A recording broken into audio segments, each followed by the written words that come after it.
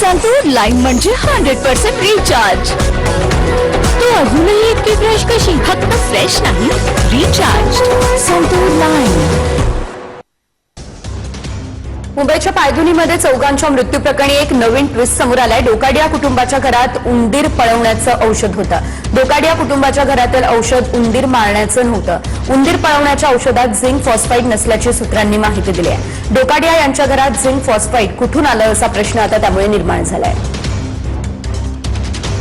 कुठच्याही पॉइझनची क्वांटिटी महत्वाची आहे, किती क्वांटिटीमध्ये त्यांना ते आढळले। एकदम मायनर क्वांटिटी असेल तर त्यांनी हेल्थ हजार्ड होत नाहीत, ते फक्त त्याच्या वासाने उंदीर पळतात आणि ते जर कंझ्युम केलं असेल ह्युमन्सने तर त्याच्यावर डेथ वगैरे होऊ शकते त्या गोष्टीमुळे, तेवढं सांगू शकतो। आणि पेपरमिंटचं सेवन किती केलं त्याच्याने थोडं रेस्पिरेशन नंतर त्रास होतो, म्हणजे दम लागतो वगैरे अशा गोष्टी होतात। डेथ तर रिपोर्टेड अशा कुठे नाही आहेत।